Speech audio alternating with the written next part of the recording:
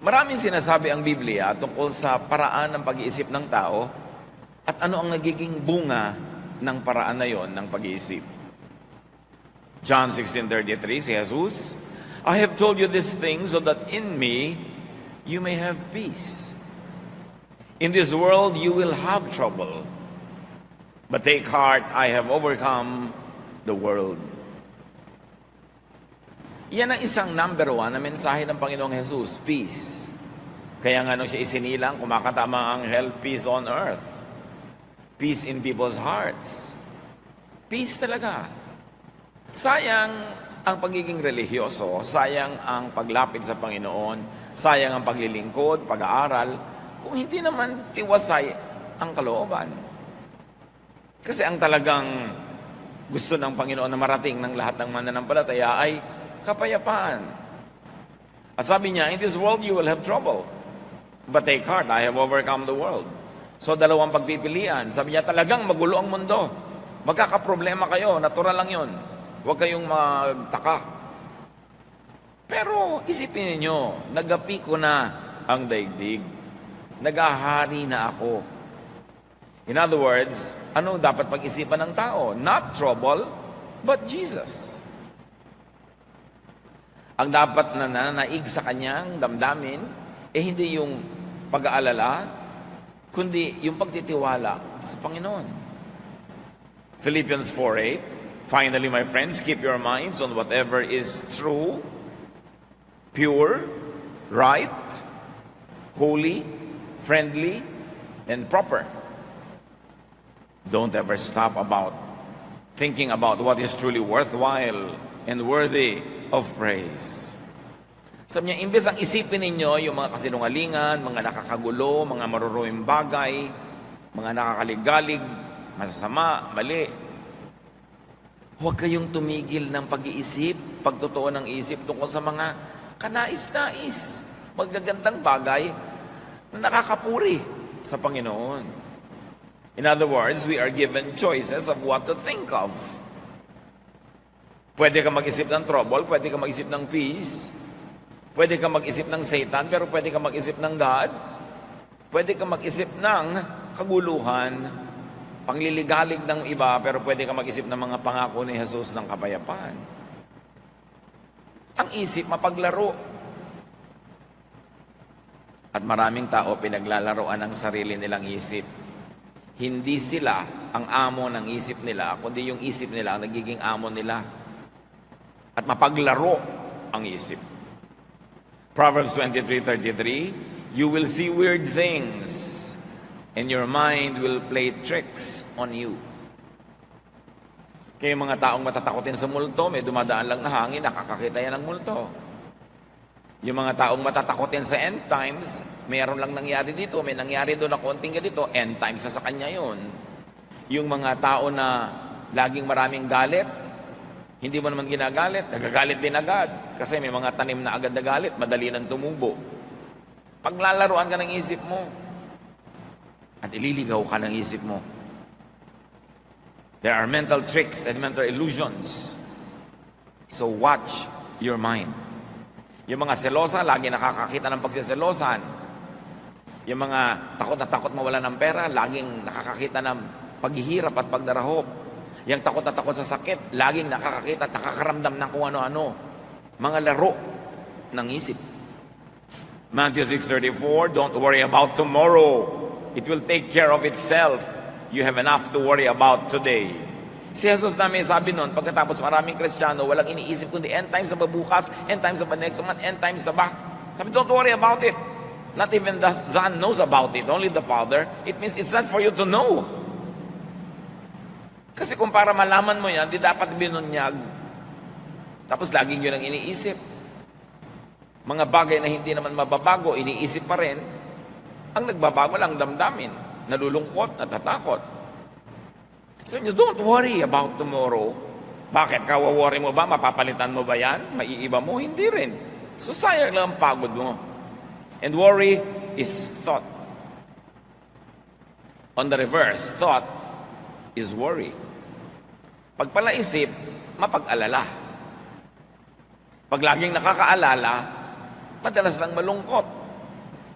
Kaya nga sabi ng isang tula, better by far you should forget and smile than that you should remember and be sad. Mabuti pa, nakakalimot. Merong mga nagmamahalan, magkalayo. Magtatanong mo yung isa, huy, nakakalimutan mo na yata ako. Kung talagang mahal mo siya, hindi ba iibigin mo pa nga malimutan ka na ng konti para hindi siya laging malungkot? Kaysa lagi mong nakaalala ka, lagi ka namimiss. Tuwan-tuwa ka, yung ego mo, tuwan-tuwa, dahil lungkot na lungkot siya at wala ka. Ganun ba ang pagmamahal? So sabi niya, mabuti pa na malimut-limutan mo ko, na makangiti ka naman, sumaya-saya ka, kaysa lagi mo ako naaalala, tapos nalulungkot ka naman. So dahil mahal kita, please, kalimutan mo na muna ako dahil magkalayo naman tayo. Don't be obsessed with me. Yun ang pag-ibig na nakakapagpalaya, hindi pag-ibig na nanggagapos, nang tatali, nang kukulong. Psalm 32, 1-5.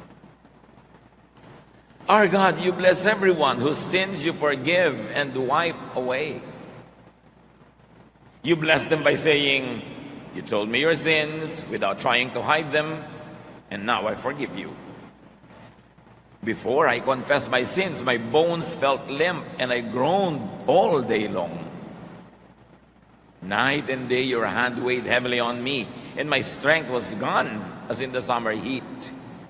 So, I confessed my sins and told them all to you, and I said, I'll tell the Lord each one of my sins. Then you forgave me and took away my guilt. Nandito na yung buong theology ng sin and forgiveness. Ang Diyos ang nag-aalok. Patatawarin ko kayo sa inyong mga kasalanan. Pupunasan ko, papawiin, aalisin ang bahid ng karumihan.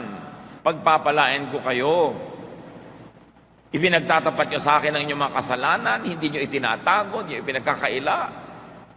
Patatawarin ko kayo. Ganun kasimple ang deal ng Diyos sa atin. Until religious intercessors and priests stood between men and God and made the business of forgiveness complicated and expensive. Pero kung sa Diyos lang, may magtapat kayo sa akin, huwag kayong magkaila. Patatawarin ko kayo, di matatanggal yung guilt nyo. Ang hirap yatang mag-guilty. Pero ang mga religyoso, lagi nagpapag-guilty. Because they can control people who are guilty. Pero ang Diyos, sabi niya, huwag niyong buhatin yung guilt nyo. Gusto ko maluwag ang loob nyo. At sabi ngayon itong awit, bago ko ipinagtapat, bago ko inamin at hiningi ng tawad ang mga kasalanan ko, kasakit ng mga buto ko. Para ako may bone cancer. Umaatungal ako araw-gabi sa sakit. Araw-gabi, napakabigat ng pasanin ko. At ang aking lakas ay parang sinisip-sip ng init ng tagaraw. Kaya naman, ipinagtapat ko sa Diyos sa aking mga kasalanan. Wala akong iniwan. Hiningi ko ng tawad. At pinatawad niya ako. Inalis niya ang aking heavy guilt feelings. Ang ministry ng Diyos mang-alis ng guilt. Ang ministry ng mga relihiyosong nagpapahirap ng buhay ng kapwa, magpagilty. Kumusta? Ang damdamin nyo ngayong oras na to, kayo ba'y punong-puno ng guilt o malaya, magaan? Hindi dahil holy kayo, hindi dahil tayo ay perfect, kundi dahil nagtatapat tayo sa Diyos at pinapatawad naman niya tayo, nagtatapat tayo. Mahirap na dala ng isip yung guilt. But guilt, forgiveness, peace are all thoughts. Nasa isip yan. Confess unto peace. Diretso sa Diyos. Hindi mo kailangan padaanin pa kung kani-kaninong tao yung confession mo. May bayad pa. Diretso sa Diyos. Yan ang gusto niya. Yan ang pinapalaya niya tayo.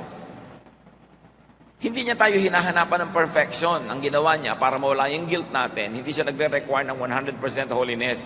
Ipagtapat mo lang, ihingi mo ng tawad, and you are wiped clean. Not because you are clean, but because you are made clean by God, by God's kindness, and especially by God's kindness through the work of Jesus. Romans 8, 1-2. If you belong to Christ, you won't be punished. Tapos yung iba, takot na takot pa. Ay, Kristiyano na ako pero nagkasala ako. Meron naman akong parusahan, tanggal na naman ang salvation ko. Sinabi na nga, if you belong to Christ, you won't be punished. Bakit ang kulit? Gustong-gusto yung may punishment. At gustong-gusto ng mga ibalang teacher, laging may punishment. Kasi ito yung may punishment, nagigilty ang mga tao. Ito yung nagigilty, mas madali silang pasunurin. If you belong to Jesus Christ, you won't be punished. Mahirap bang maintindihan yan? The Holy Spirit will give you life that comes from Christ Jesus, not from your own deeds, not from your own performance, but from Christ Jesus, and will set you free from sin and death. When you are freed from sin, it doesn't mean you are freed from committing sin, because kahit na kay Christ ka na, once in a while you fall and commit sin. So what does it mean you will be freed from sin? You will be freed from the punishment of sin, because Jesus took the punishment. And you will be freed from the guilt of sin, because when you know that when you confess of the Lord, He forgives, therefore you are free from the guilt and the punishment of sin. But no Christian is really free from the actual act of doing sin, because God knows that we are not perfect. God remembers that we are dust. Kaya naglagay siya ng daan para makabalik ang lahat ng nadadapa. Confession. If we confess our sins, He is faithful and just and will forgive us. And will give us a renewed heart. Hindi yun mahirap maintindihan. Kawawa ang mga nasa Panginoon na lagi pang guilty, lagi pang natatakot, lagi pang nag-iisip na siya ay mapaparusahan, mawawala sa presensya ng Diyos, etc. Be free in Jesus, and freedom is thought. Again, nasa isip yan.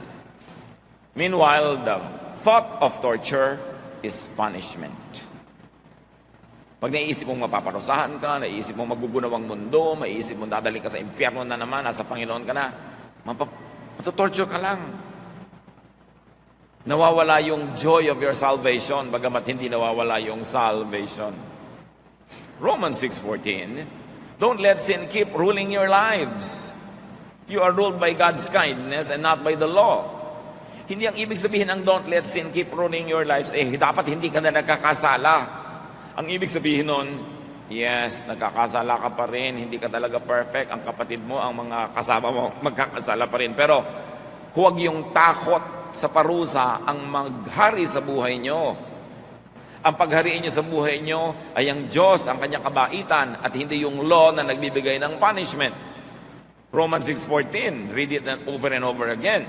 Don't let sin keep ruling your lives. In other words, don't let the fear of sin and the guilt of sin keep ruling your lives. You are ruled by God's kindness, not by your perfection, not by the law, or not by obeying the law. It doesn't mean do not sin, but it only means do not be a slave of the fear of sin and punishment. But of course, it's always preferred that we minimize sin. You cannot be sinless, but you should sin less and less and less. That is desirable. But sinlessness is unattainable in this life. Sino man na mag-iisip noon ay laging mabibigo, laging magigilty, matotorture, wala yung peace. Kaya alam mo na hindi yun ang tamang reading eh. Kasi pag tama ang reading mo ng scripture at application, ang bunga, peace. Thought of sin is master.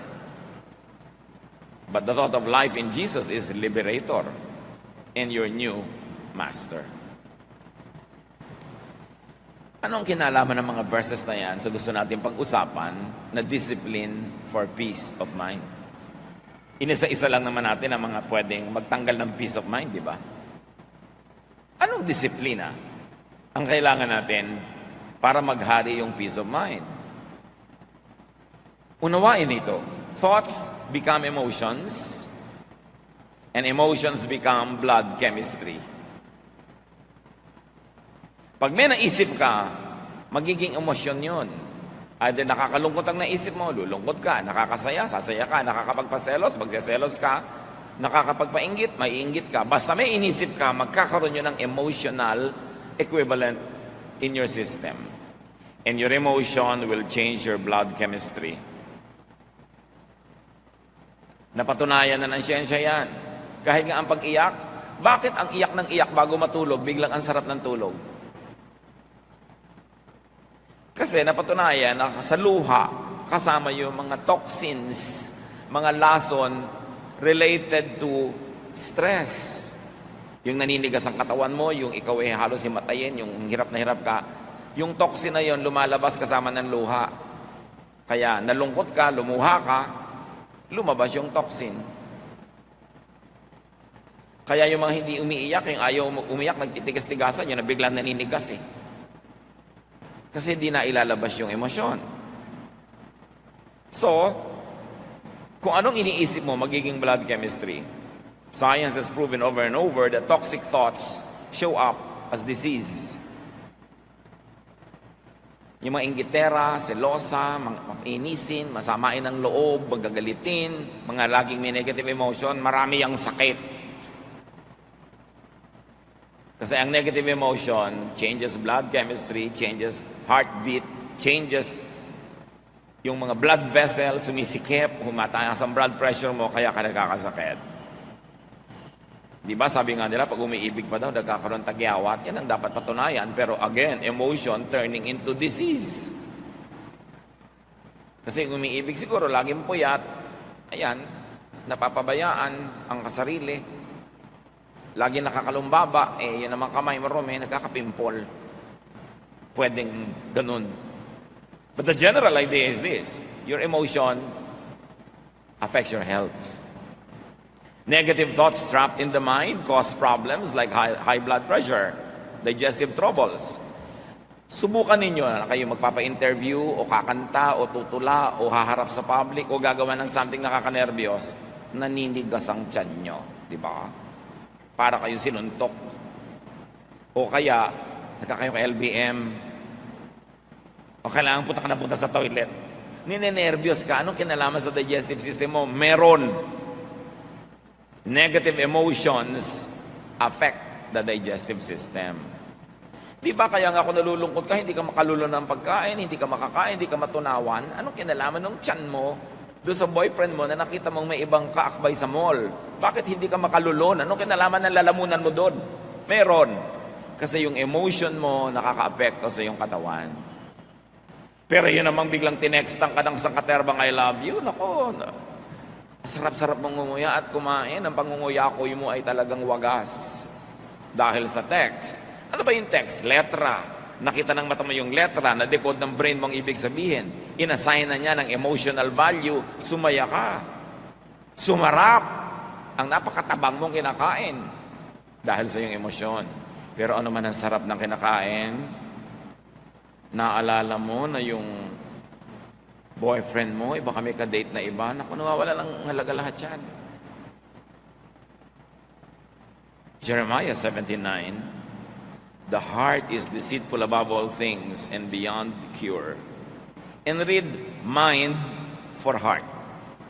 Talinghaga yun. Ang totoong tinutukoy dito, isip. Huwag padala sa isip. Kontrolin ang isip. Dinadala ka ng isip mo sa matatakot ka, dinadala ka sa magsiselos ka, dinadala ka sa magagalit ka, huwag kang padala, siya ang kontrolin mo. Proverbs 23:33, you will see weird things and your mind will play tricks on you. May nakita ka lang halimbawang kung anong papel na may telephone number sa bulsa ng iyong asawa. Your mind will play tricks. Kung ano-ano na ang mangyayaring kwento niya, buong-buo na yon. Kahit saan sila nag-check-in, anong minerienda nila, gano'n sila katagal magkasama. Dahil paglalaroan ka ng isip mo, dadalin ka actually sa gusto mong puntahan. Alam naman ng isip mo kasi yung takbo ng utak mo, kaya doon ka na niya dadalin. Kaya kung saan mo gustong papuntahin yung isip mo, mag-practice ka na doon nagpupunta yung iniisip mo. Kasi dadalin ka nun automatically when you are not in control. What you think of, you see. You imagine, you dream of. That's why dreams could become your realities. Pagka nabubuhay ka sa pantasya. Marami mga tao dahil sa fantasy, may pinafantasize sila isang tao na gustong-gusto nila, ini-imagine nila na gusto din sila. Hindi naman sila man lang kilala. May mga tao na sa public places, pag may mga kasama silang laging nandun din, mga opisina siguro, mga restaurant, o mga public places like this, Napapansin nila na yung crush nila laging doon nakatingin. Doon sila uupo. Tapos sasabihin, nakita mo, tingin ang tingin sa akin. They create their illusions. Paano hindi ka makikita? Kahit saan lumingon, nakabalandra yung mukha mo doon. Kung dadaan sa ganitong koridor, nakakalat ka doon. Dadaan sa ganong hagdan, nandun ka. Tapos sasabihin mo, sinusundan-sundan ka. Illusion. Dapat kinikilala mo kung ano yung ilusyon, ano yung realidad, para nakatungtong ka sa lupa. Thoughts could become lifestyle. Pag nag-iisip ka lagi na magugunaw na ang mundo bukas, hindi ka na magtatrabaho. Papamigay mo na yung mga property mo. Tapos hindi naman nagunaw, wala ka ngayong property, sorry ka na lang. Paano bang magunaw na may property ka pa rin? Bakit naman masama ba yun? Magugunaw na ang mundo, magbibitiw na ako sa trabaho, hindi ko na papapasukin sa school ang mga anak ko. Bakit masama bang maabutan ng pagkagunaw ng mundo yung anak mo na nasa school? Pagka lagi mong iniisip, it will become your lifestyle. Thoughts could become actions, habits, behavior, character. Kaya pag lagi mong iniisip na ang Diyos masungit, godly ka, magiging masungit ka. Pag iniisip mo ang Diyos, lagi nanguhusga ng kapwa, ikaw din, nanghusga ka ng husga. Kasi nang iniisip mo tungkol sa Diyos, nire-reflect mo ngayon sa buhay mo. What do you think of God? Ano bang iniisip niyo tungkol sa Diyos? Na gusto niyo ngayong i-model? Pagka ang iniisip mo ang Diyos, tuwing nakakakita nagkakamali, lagi niyang sinisita, mahilig ka ngayong manita. Pero kung iniisip mo na ang Diyos, mahilig magpatawad, nagiging mapagpatawad ka rin. What do you think of God determines your behavior. Nagiging salamin ka ng iyong isip at nakikita ng kapwa kung anong iniisip mo sa pamamagitan ng iyong mga kilos. Mark 7:20-23, Jesus said, "What comes from your heart is what makes you unclean. Out of your heart come evil thoughts. All this come from your heart, and they are what make you unfit to worship God." Again, heart is to be read as mind. Sabi, ang lahat nanggagaling sa isip mo. Kaya ganyan ka magdamit, kaya ganyan ka kumain, kaya ganyan ka kumilos, kaya ganyan ka makisalamuha, makitungo sa tao, kasi ganyan ka mag-isip. Ngayon, gusto mong palitan yon, edi palitan mo ang paraan ng iyong pag-iisip. Kasi yung isip mo ang factory ng lahat ng ginagawa mo sa buhay, doon yun nagmumula. And if you don't watch it, thoughts can vex, trouble, and stress you. May bagyo. Lula ng isang bangka si Jesus at ang kanyang mga alagad. The same bagyo, the same bangka. Group 1, worried yung mga disciples. Group 2, nag-iisa si Jesus, sleeping. Magkaiba kasi sila ng iniisip tungkol doon sa bagyo eh. So merong relaxed. Kumisan nga, ibig-ibig mong mainggit doon sa mga taong sobrang relaxed. Wala na kayong pambayad sa kuryente, yung asawa mo relaxed pa eh. Ikaw worried na. Diba? Wala kayong kakainin bukas, walang pang-enroll ang mga bata, yung asawa mo relaxed. Ikaw, ngarag. 20 years later, pareho pa rin kayong buhay, pero ikaw, pumangit, tumanda. Siya, relaxed pa rin. Kaya gusto mong ibig sabihin, mabuti pa yata itong ganitong sobrang relax eh. Ako, pagod na pagod dito. Yun ang blessing sa mga relax. May mga pagod na pagod to keep them relaxed. Eh, sobra ka kasing responsible. Wala pala kayong kakainin, wala siyang ginagawa, subukan mong wala rin gawin. Pag pareho kayo nagutom, may gagawin na rin yan eh. Eh, lagi mo kasi sinasagot yung problema, sinasalo, eh, di nagre-relax siya. Yung kapatid mo, sobrang relax kasi umaasa sa'yo. Nag-asawa, umaasa sa'yo. Nagkaanak, umaasa sa'yo. Pagod na pagod ka. Subukan mong gutumin niya mga yan pag hindi kumilos. Eh, hindi mo naman kasi ginugutom at alam niya yon, kaya ikaw mapagod, relax siya. That's life. Choice mo yan eh. Kumisan para ring sumpa pag sobra kang responsible, ano? Lalo sa mga pamilya, Pag maaga pa lang na-identify nila kung sino yung responsible, lagot ka buong buhay. Magpapabaya sila kasi alam mong di mo matitiis.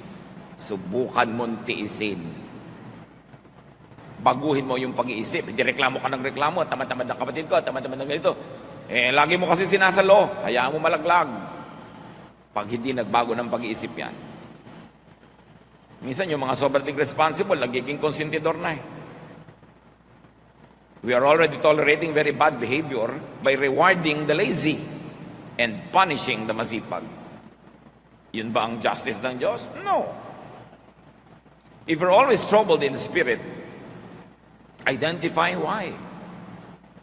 Daniel 7:15, I, Daniel, was troubled in spirit, and the visions that passed through my mind disturbed me. You see? Yung mga mahilig makakita ng vision, lagi na di-disturb. Well, once in a while, there are people who are really given visions so they could warn others. But most of the time, hindi naman vision yan eh. Subdivision, guni-guni. Marami mga self-appointed prophets, nakakakita ng demonyo kahit sa tasa ng tiya. Tinatakot ang buhay niya, tinatakot ang lahat. Everything is in God's hands. Why try to control what you cannot control? Ano ang nagpapagulo sa ating isip? Salain ang isip, kontrolin ang isip. Thoughts can calm, can soothe, can relax you. You see, in the same mind, thoughts that can stress you can thrive. But also in the same mind, thoughts that can relax you can flourish. So bakit man naman papapasok ng lagi yung nakaka-stress? Bakit hindi yung nakaka-relax? Manonood ka ng sine, horror pa. Ba't di nalang comedy? Ang lungkot-lungkot pa, nagbayad ka pa para ka malungkot. At bigat-bigat ng dibdib mo paglabas, gumagapang ka pa palabas ng sine dahil ang lungkot. Why? You have a choice. Psalm 119:52, I remember, Lord, your ancient laws, and I find comfort in them. So you see, ang daming laws, pero ang sinofocus niya, yung nakaka-relax, yung nakaka-comfort. E di ang bunga sa buhay niya, comfort. Psalm 27:4, one thing I ask from the Lord, this only do I seek, that I may dwell in the house of the Lord all the days of my life, to gaze on the beauty of the Lord. Isa lang naman ang hiling ko sa Diyos, sabi niya, na araw-araw nandun ako sa kanyang tahanan para pagmasdan ko, malimi-limi, maisip-isip ko ang kanyang kagandahan. Because beauty relaxes. So, sabi niya, gusto kong magpunta sa church araw-araw para ako ma-relax, para ma-enjoy ko ang kagandahan ng Panginoon. Tapos magpunta mo doon, marami mga bully, marami mga huwes, marami mga hukom, marami mga abogado na umuusig sa'yo, nagja-judge sa'yo, hindi nakaka-relax yun. Hindi dapat ganun ang atmosphere in the house of the Lord. As you think, you become. You become, you are your thoughts. Ano ba talaga ang nagde-define ng ating pagkatao? Hindi yung ating pag-iisip. Ikaw ay ang pag-iisip mo. Ang pag-iisip mo ay ikaw. Proverbs 23:7, for as he thinks in his heart, so is he.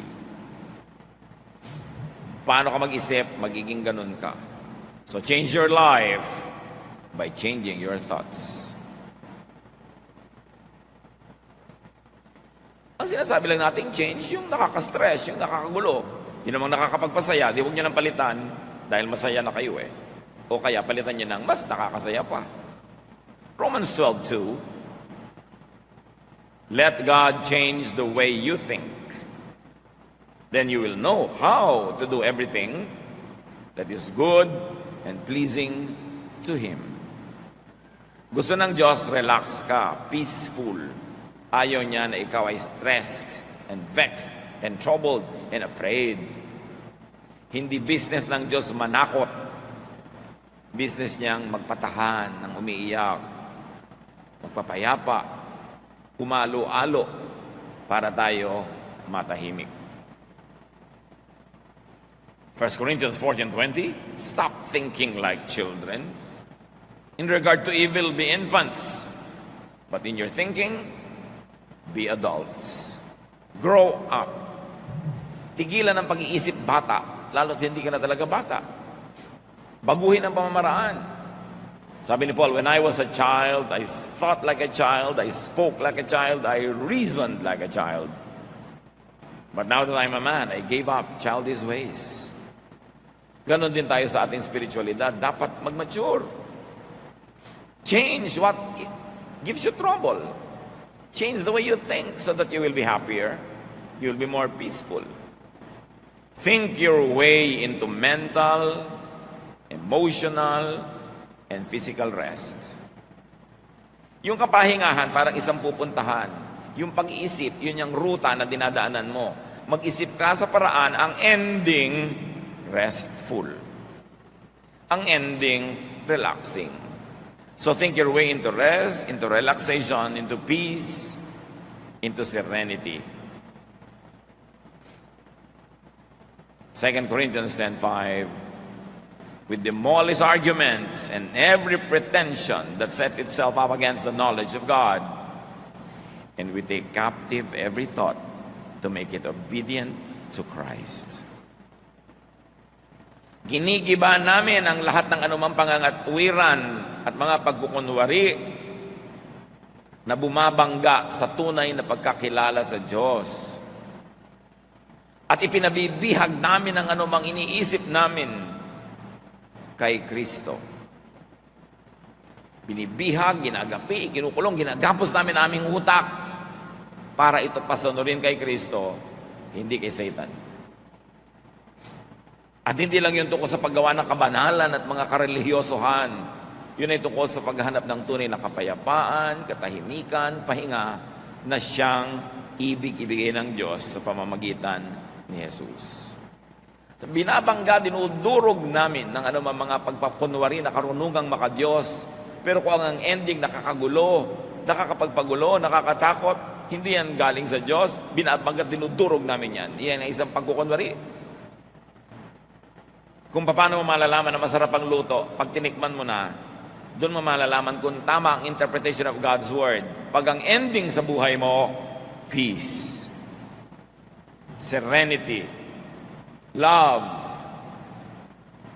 quietude.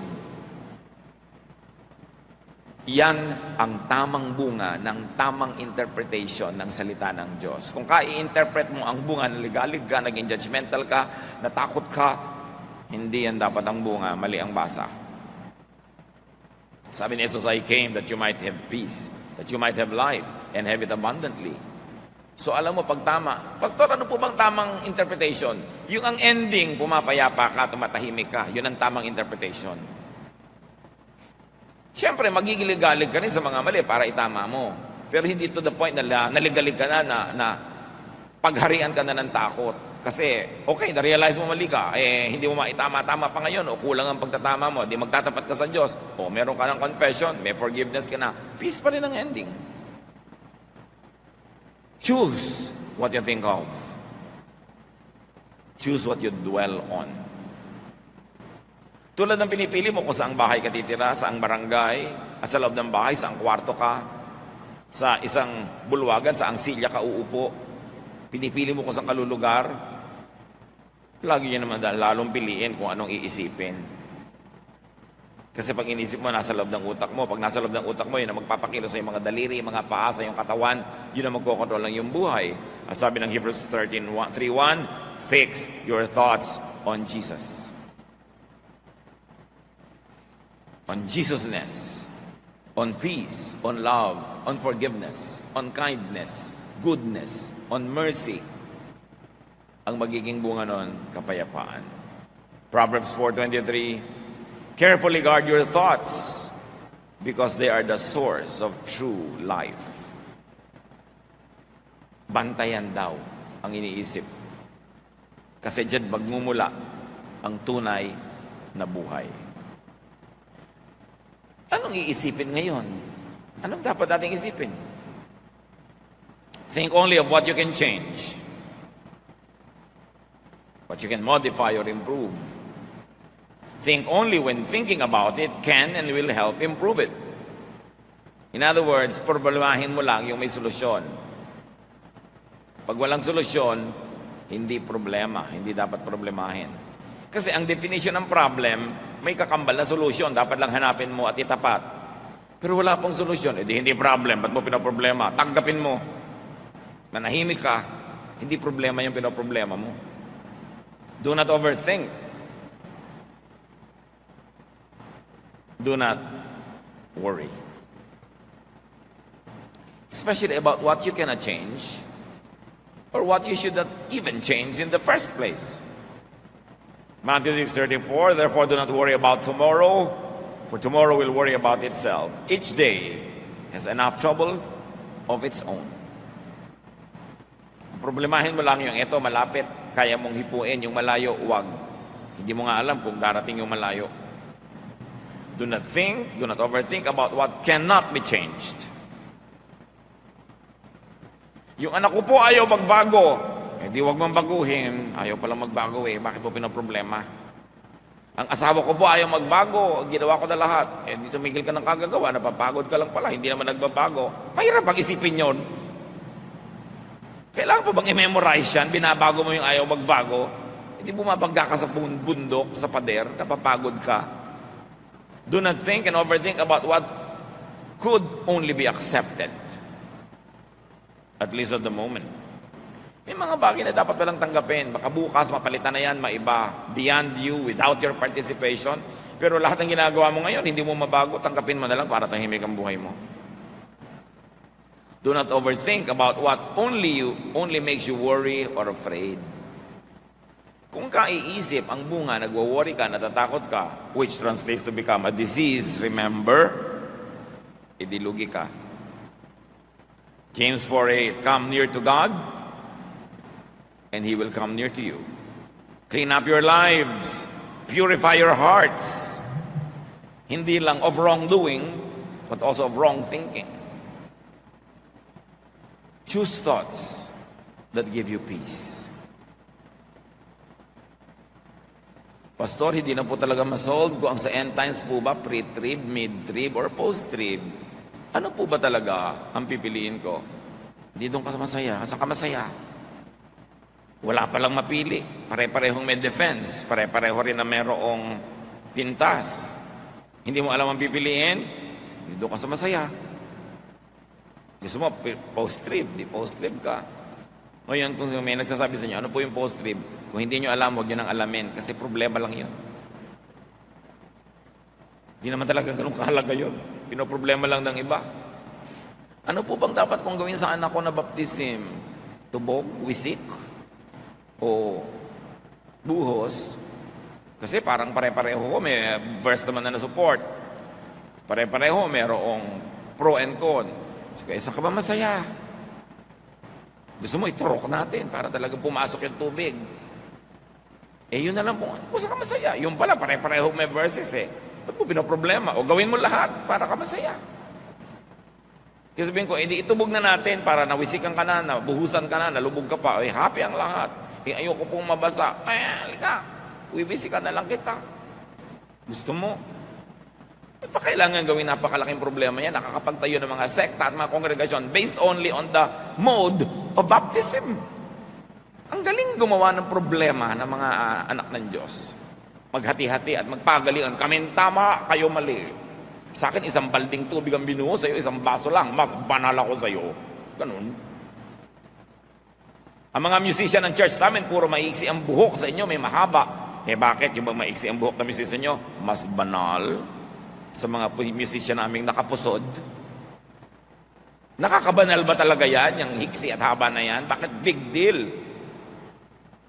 We become majors of minors. We problematize everything. Hindi tuloy peaceful ang church life. Choose thoughts that give you peace. Philippians 4:8. Keep your minds on whatever is true, pure, right, holy, friendly, and proper. Don't ever stop thinking about what is truly worthwhile and worthy of praise. Piliin ang iisipin, piliin ang poproblemahin. Avoid thoughts that vex, that trouble, that agitate. Iwasan yung nakakapagpagulo, nakakapagpalungkot. Bakit lagi pag-uusapan yan? Paborito na magkakapatid, pag-usapan yung hipag nila na inis sila. Ba't niyo siya ginagawang star? Ito yung nag-uusap kayo, siya ang topic, edi star. Mabuti pa, magtinda na kayo ng ticket. O, eto na ticket, bumili ka na. Pag-uusapan na natin ang hipag natin. Kasi star siya, magbayad tayo. Bakit lagi niyo pinag-uusapan yung nakakainis? Yung nakakapagpalungkot, nakakapagpagalit, edi nilalagyan niyo ng sakit ang utak niyo? Nakakainis pala siya, dapat wag isipin. Kasi yung iniisip, lalo siya nagwawagi. At lagi kayo natatalo. Kasi kahit naman kayo isip ng isip, kwento ng kwento, hindi rin naman sila nagbabago, kayo ang naiinis. Paboritong pag-usapan ng mga magbibilas, yung biyana nila.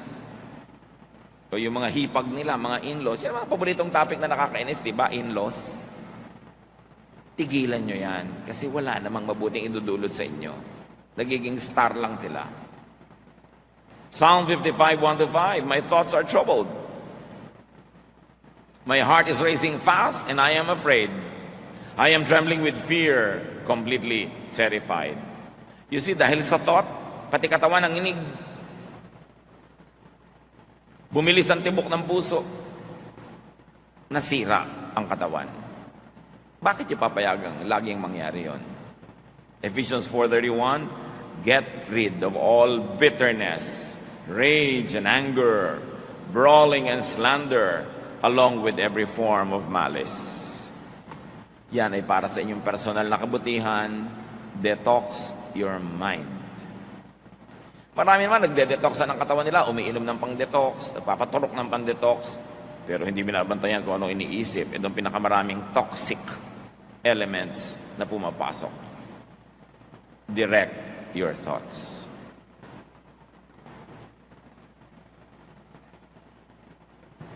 Turuan, utusan, akayin ang isip. Colossians 3:2, set your mind on things above, not on earthly things. Set your mind on things that give peace and serenity, not on those that trouble you. Kaya mga kapatid, very clearly, discipline your mind. Pag yung isip ay pumupunta na kung saan-saan, hoy, liko ka dyan, alis dyan, hindi ka dapat dyan pumunta.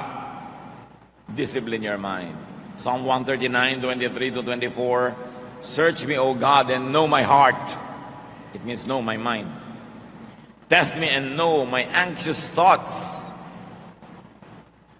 See if there is any offensive way in me or in the way I think.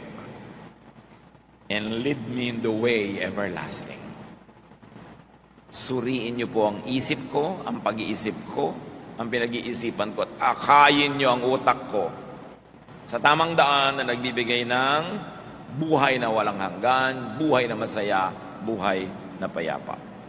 Romans 8:6, if your minds are ruled by our desires, meaning emotions, meaning thoughts, we will die. But if our minds are ruled by the Spirit, we will have life and peace. So paghariin ang Espiritu ng Diyos sa ating kokote, sa ating isip. Proverbs 15:32, those who disregard discipline despise themselves, but one who heeds correction gains understanding. Discipline in thinking is very important. Proverbs 4:23, above all this, guard your heart or guard your mind, for everything you do flows from it. Bantayan ang isip kasi lahat ng ginagawa nyo doon nagmumula. Nandiyan kayo ngayon kasi diyan nyo pinapunta ang inyong isip. John 14:27, sabi ni Jesus, I am leaving you with a gift. Peace of mind, and heart. And the peace I give you is a gift the world cannot give. So don't be troubled and afraid. May iiwan ako sa inyong regalo, kapayapaan ng isip, katahimikan, katiwasayan. At ang katiwasayan na itong ako nagbibigay, hindi yan maibibigay ng mundo. Kabaligtaran nga ang binibigay ng mundo gulo. Sabi, kaya huwag kayong matakot, huwag kayong mangamba. 1 Corinthians 9:27, ang ating opening verse, I keep my body under control and make it my slave. Apply it to your mind. Then say, I keep my mind under control and make it my slave. Discipline your mind unto peace and serenity. Kung magulo ang isip nyo ngayon, ligalig kayo, takot, likhan nyo yan. Walang ibang may likha niyan. At kung payapa kayo ngayon, sinadya nyo man o hindi, nilikhan nyo rin yan dahil sa inyong pag-iisip.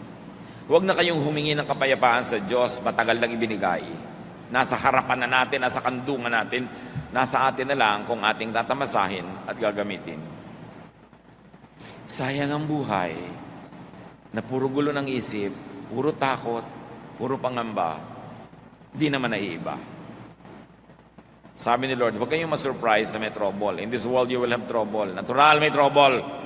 Huwag niyo isipin, ay may trouble, bakit may trouble? Natural, meron. Pero ang ako ang isipin nyo, napagtagumpayan ko na ang lahat ng yan, at ang aking tagumpay ay inyo ring tagumpay, tamasahin nyo ito. Enjoy a life of peace. Trust in God through Jesus. Change the way you think, and have a better life. Dear Lord, we thank you that we can enjoy peace because of Jesus and because of your love. Gisingin nyo kami. Pukawin nyo ang aming isip. At suriin namin ang aming mga sariling paraan ng pag-isip na nagbubunga ng kaligayahan o kalungkutan, katiwasayan o ligalig o bagabag. Kami rin ang may gawa nito. Turuan nyo kaming suriin ang aming sarili at isuko ang aming pag-iisip sa inyo, Panginoon, sa Espiritong Banal, nang ang maging bunga, kapayapaan, katahimikan,